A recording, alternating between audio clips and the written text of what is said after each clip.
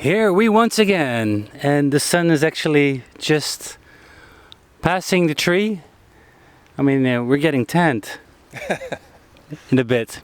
Welcome, guys, again to another episode of Good Place.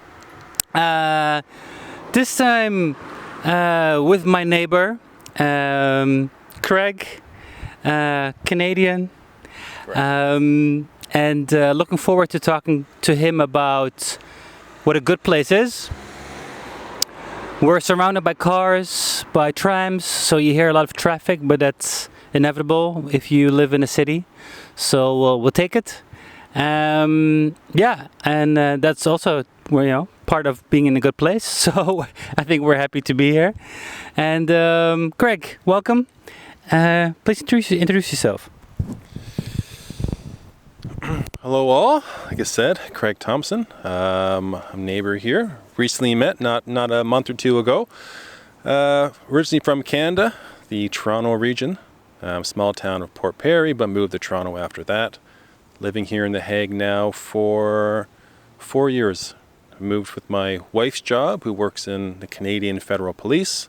She had a job here locally for Europol. And I followed along. So now I'm doing consulting for real estate and project management, work mostly from home, still for Canadian companies, and I guess so far so good. Yeah, Craig, thanks. We met through our other neighbor. I think it's nice to see how this series starts off with seeking for insights within your own neighborhood. And yeah, it's also a very international street, or at least an international neighborhood. Are you having a good time so far? Definitely. Can't complain. You know, Toronto is a very large city, 7 million people more or less. And so moving here to The Hague, quite different, smaller, but on the other side very clean, very safe. As you say, you get a little older. Now you're in your mid-30s. Your voice changes. Exactly. Your voice changes. Life changes. Now you kind of seek out, and not say a quieter life in the suburbs yet, but something a little more tame. And downtown Toronto was great. Had all the sports games and bars and restaurants. Also very loud and busy, and the traffic was horrible. So I'm appreciating the quieter time here in The Hague, and definitely Europe.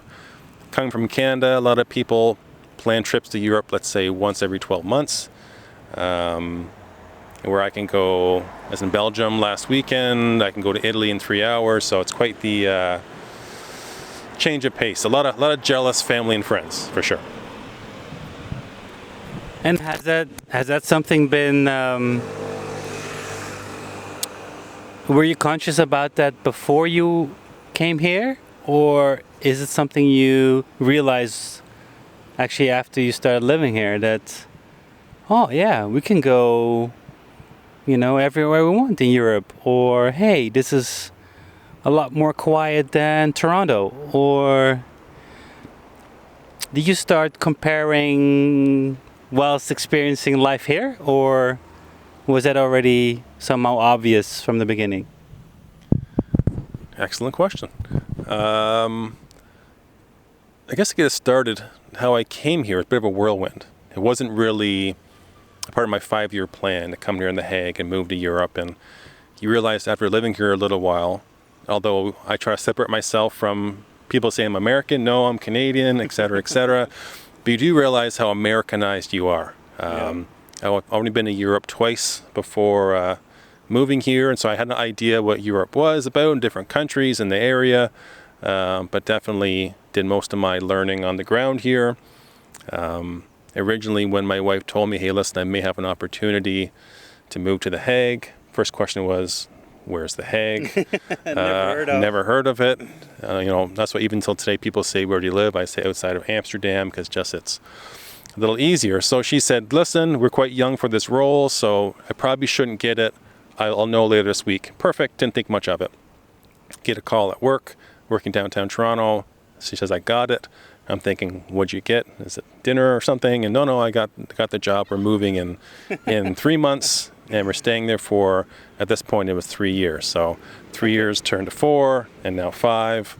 But yeah, most of my knowledge about travel here and lifestyle has all happened while living here for sure. I was quite, dare I say, ignorant before moving here.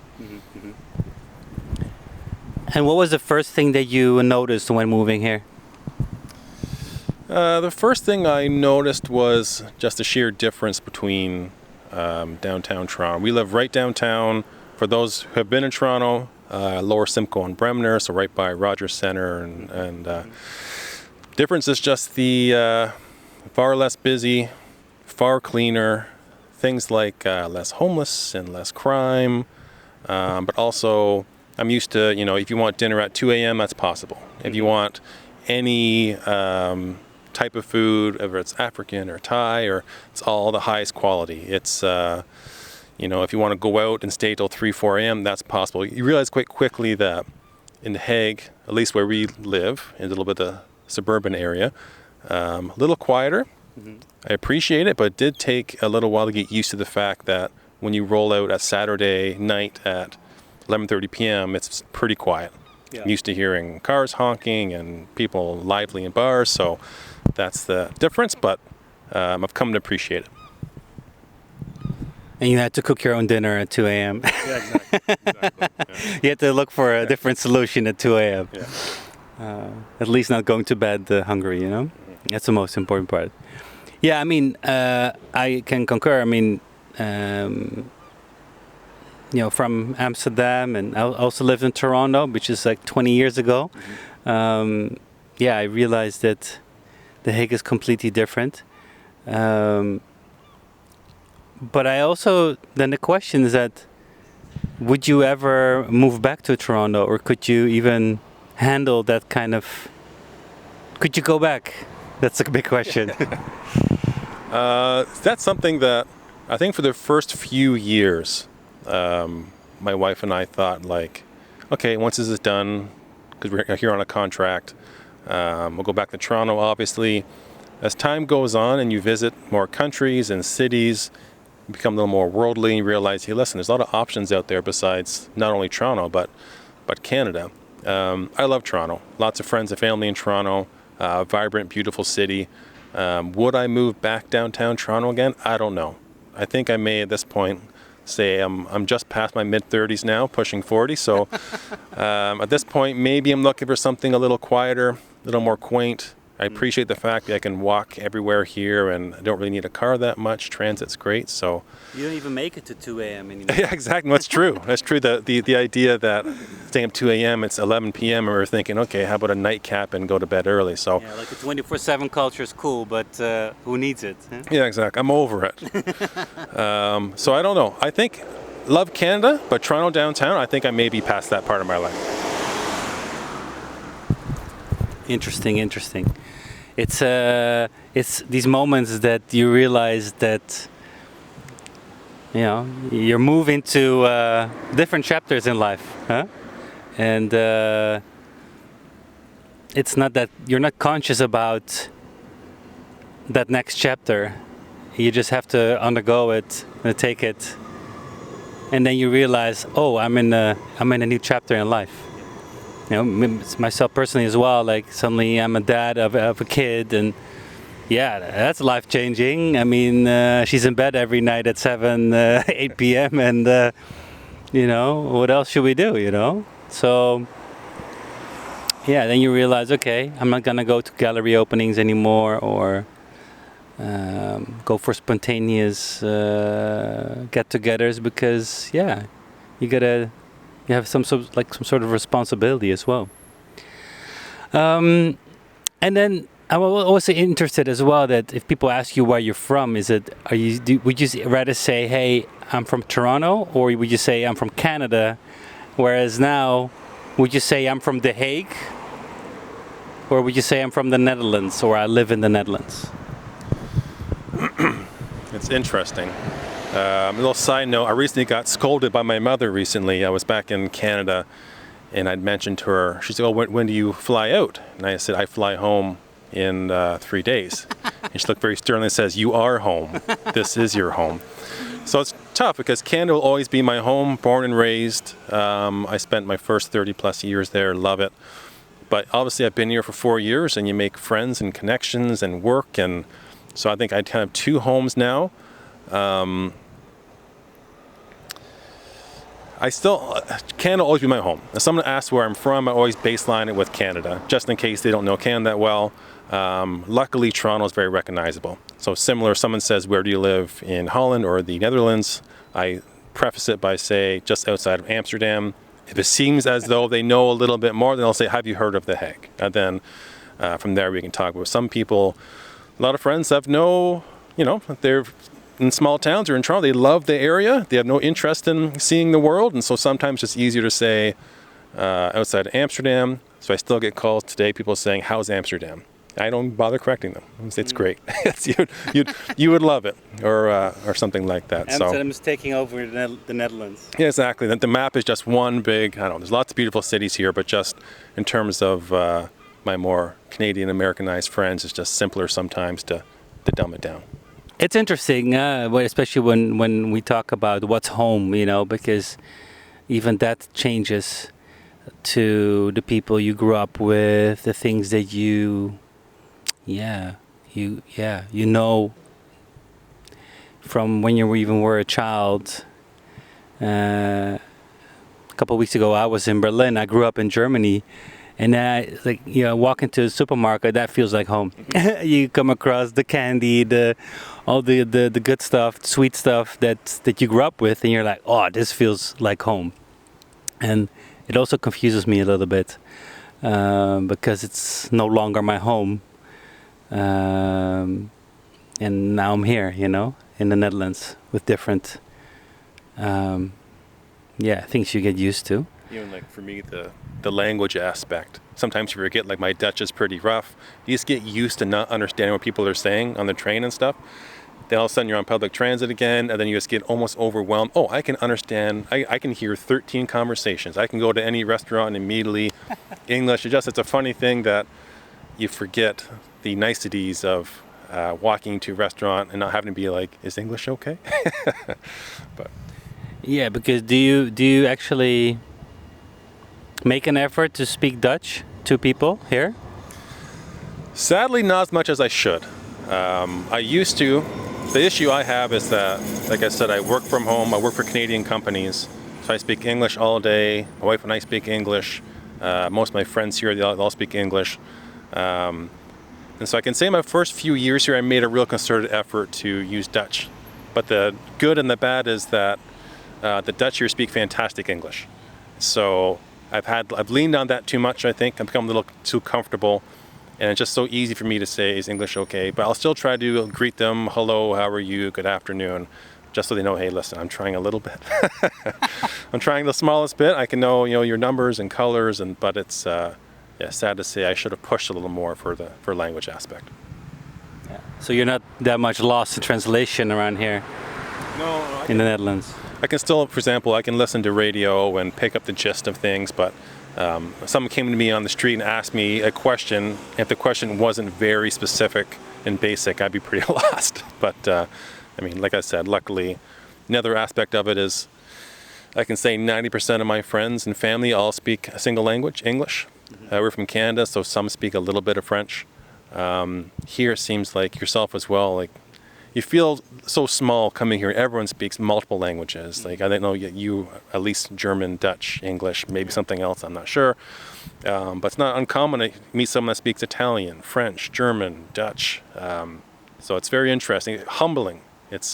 You learn that kind of, we're in a bit of an American bubble where all the content media is obviously in English, so you just kind of get swept up in it. But I'm definitely on my way to learn Dutch and French, so I can be as cool as you one day.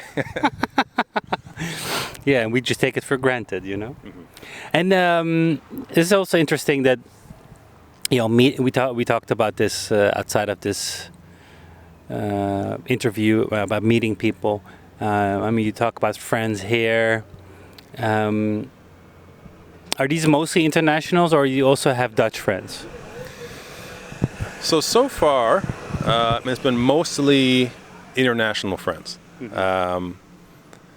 Making friends that we discussed a little bit earlier, it's been very interesting with, most of your friends, I feel like good friends are made when you're younger. So maybe you're in school or university, or a lot of my good friends now in Toronto, I met the first 4 or 5 years of work, because you're all in the trenches and you're trying to work as hard as you can. So it's kind of friendship through misery. You're in the same place, but now we're all keep in touch today. But it's interesting being, for example, I moved here when I was 33, I think 32, working from home, didn't know the language. My wife made a few friends through work, but she's quite young. So a lot of friends were, let's say if I'm 32, 33, they'd be in their mid-40s, which is fantastic, but there is a bit of an interest gap there. Yeah. And so finding people to hang out with is interesting, because you have to really put yourself out there. Like, no one's going to just knock on your door and say, hey, do you want to be my buddy? No. And so we chatted that my wife found an app that it was meant for, which is funny now talking about it, but made an app. So I found an app that couples can meet. And like I said, no, it's not a swingers app. It's just a friendship app. Couples can meet, and you can spend an afternoon together and hang out in hopes that you can kind of build a bond. And so we met maybe 4 or 5 different couples, and it's very interesting. And they're all international. So some South Africans, some from Belgium, some from Romania, and a few we still stay in contact with today. With our mutual friend, South African, became a very good friend of mine. And some you realize very quickly, this isn't going to jive. It's like dating other adults with no sexual interest or no romantic. Just as very quickly you can tell yourself, okay, this isn't going to work. You shake hands and you go your other way. But do you have like trial and error as well? Yeah. It's funny because I'm old enough where I missed the whole digital dating age. Thank God. I kind of old Tinder. I never got into that, but so this was a real. This is the real deal. Exactly. So there you build like a, your little home page and a picture of you, myself, and my wife, and says, hey, this is our interests, this is our age, this is where I'm from, and you scroll through, and she'll be like, how about this couple? I'm like, I don't know. Swipe left or whatever it is, right? And does that person like Formula One? No? Okay, no. Yeah, exactly. Do you like hockey? Okay, yeah. Do you like Formula One? No, you're out. But I mean, what boxes are you ticking then? I mean, what are you looking for? For me, it was just it's funny because you really don't know. So it'd be like, do you like music? Do you like food? Like travel? Well, who doesn't really? But for us, if they're in the similar age range, do you like outdoor activities? My wife and I like to go outside. We like to cook. We like to travel. We're pretty easygoing, so just trying to find people that jive, and we did. And I'd say out of 6 couple dates, we probably stay in touch with 3 of them. 2 of them are probably like an immediate, you're very nice, but never again.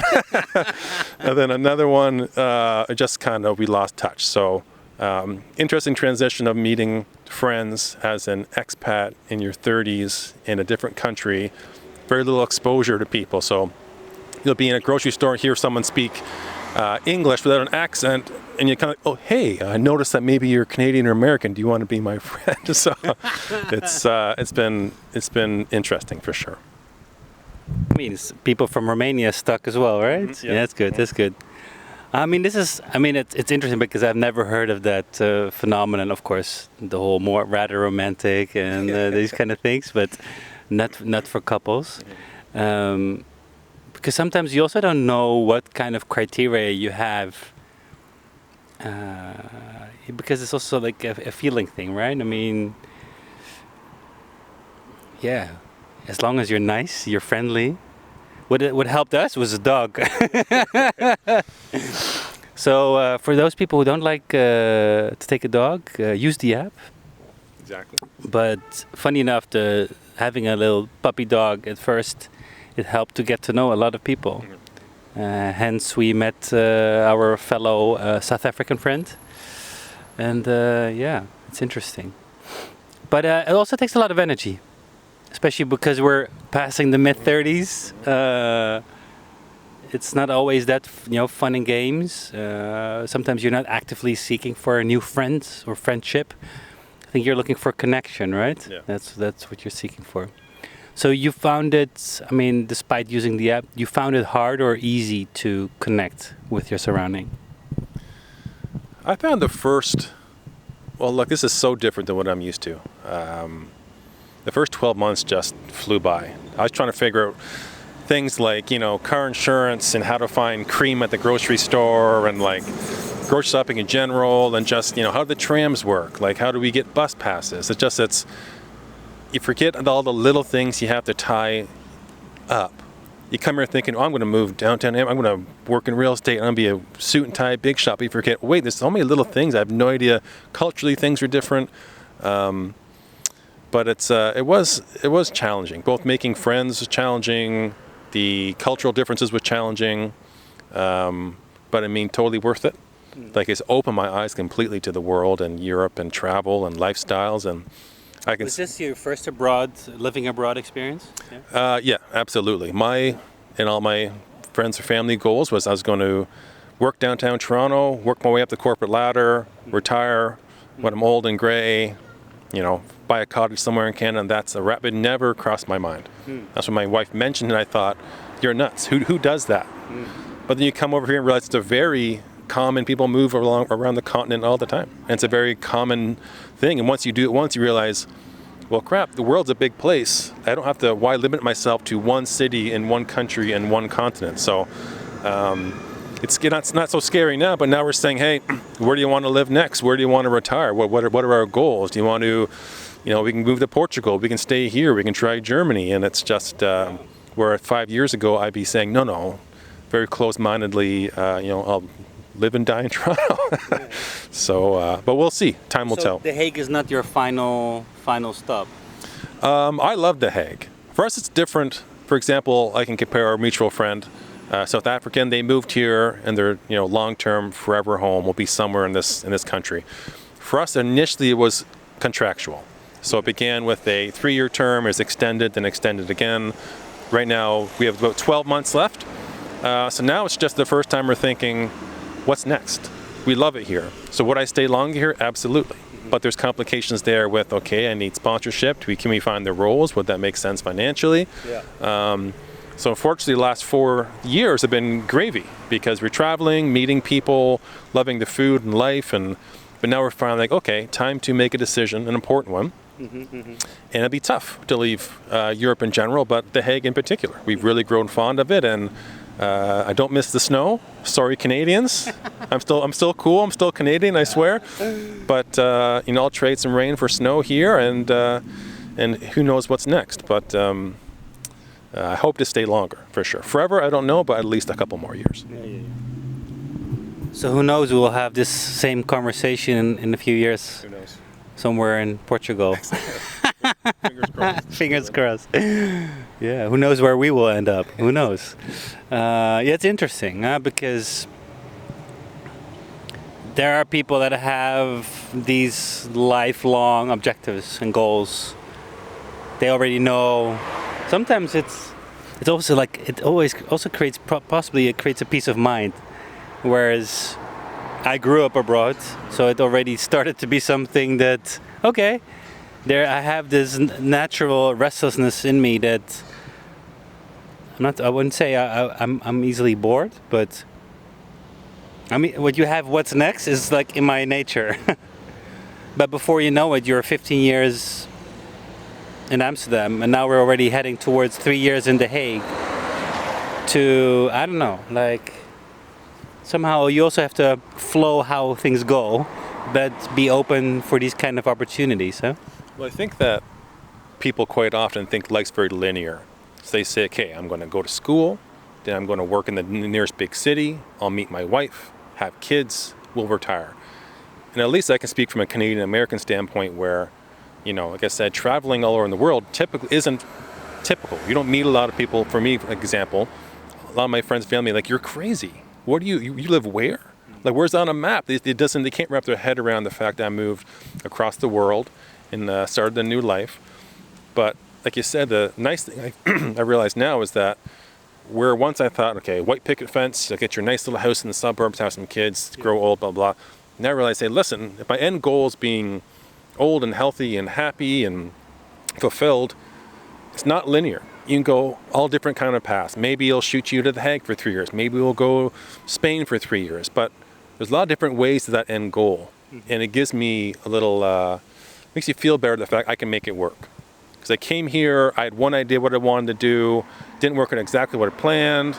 Did my online consulting, slowly it worked, and now it's up and running. And now I'm working from home remotely for a big Toronto company. So it's funny. At one point you think it's never possible, but you make it happen, and so it gives a little more comfort in the future. You also think that like being in lockdown, COVID also helped to speed things up? Well, that's actually, yeah. You almost forget about COVID. So I moved here at the end of 2019. My goal was, listen, this is the first time ever I'm going to take 4 or 5 months off and enjoy myself, travel. So the beginning of 2020, I thought, you know what, time to look for jobs. I'm going to work downtown Amsterdam, go back to building condos and blah, blah, blah. Then you realize, oh, wait, there's a pandemic for nearly 2 years. So that's when I really decided, okay, I have to pivot. The idea where, working for a big real estate consulting firm developer, that doesn't look like it's going to work out the way I wanted to. Hiring slowed down. It was already an uphill battle because I didn't speak the language. The market was different. So I thought, okay, what can I do? So you slowly start reaching out to people, former employers. The Canadian Embassy here offered me a contract. So you thought, hey, wait a minute, these contracts are actually working out pretty well. They're lucrative. I'm flexible to travel, the reason I'm here. So the COVID definitely pushed me in the direction I am now, which I'm very happy. I could never see myself in my own little, being incorporated in a little consulting company, but it's worked out well. So at a time was incredibly stressful, sure. Some of these gray hairs come in over those 2 years, I'm sure they did. But, my wife and myself are happy now with this opportunity, and it's growing, and it's just once another aspect of, look, life's not a straight line. You gotta figure it out. Seriously, somebody putting on a leaf blower, amazing, huh? Yeah, that's what happens. Shall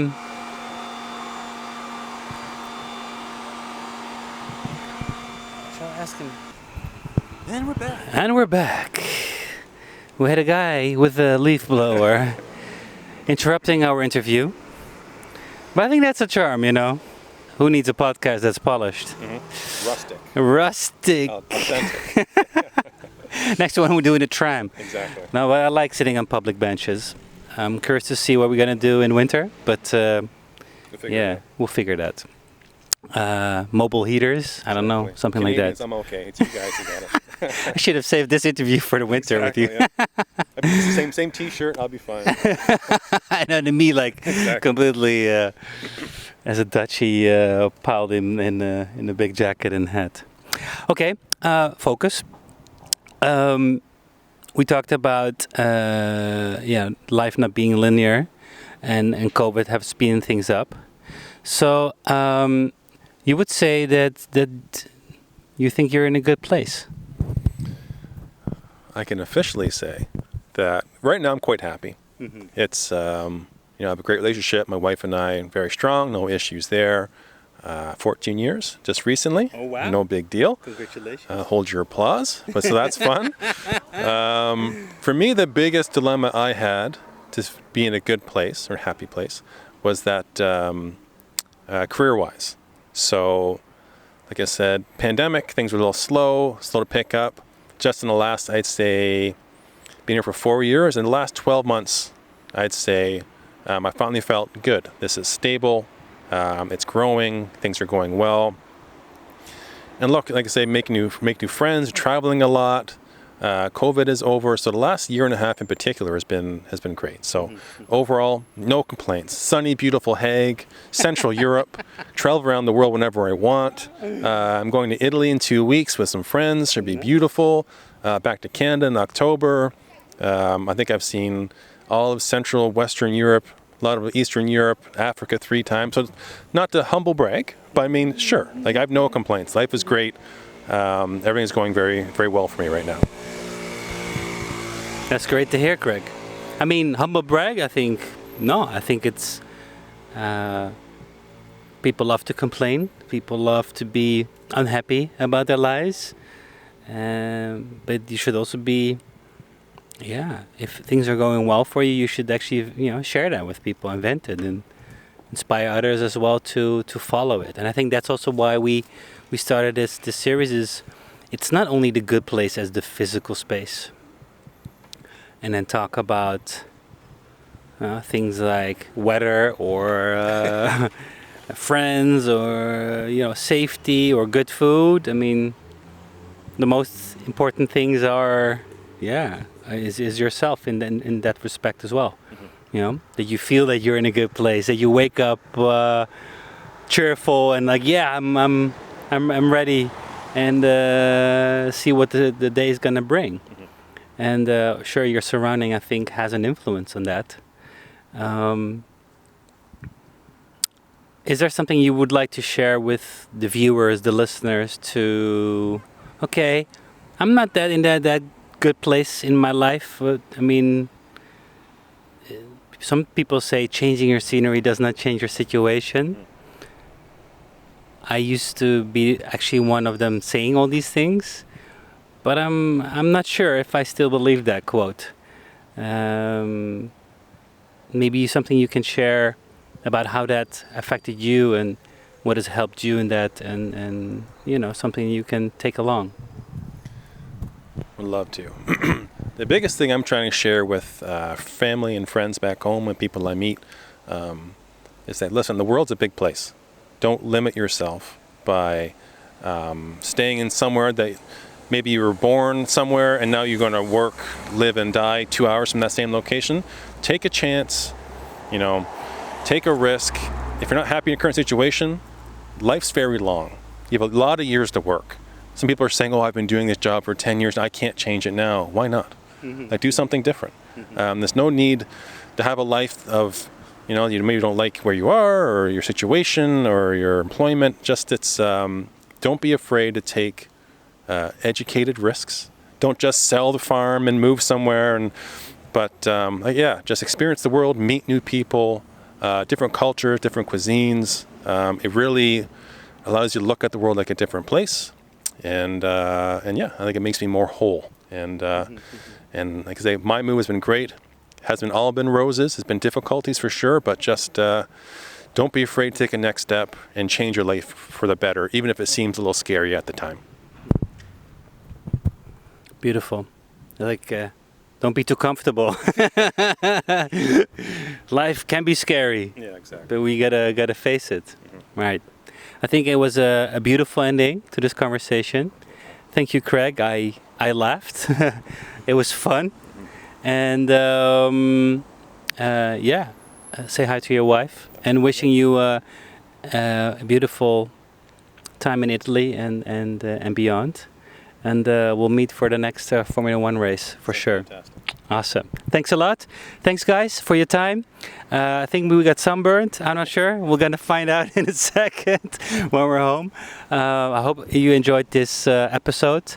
If you know anyone else that I need to talk to or invite on this public bench or in your city, just drop us a line and we'll get in touch. And I'm happy to hear your story. Okay, take care. All the best. Bye-bye. Nailed it. That's a wrap. Good job. Very nice.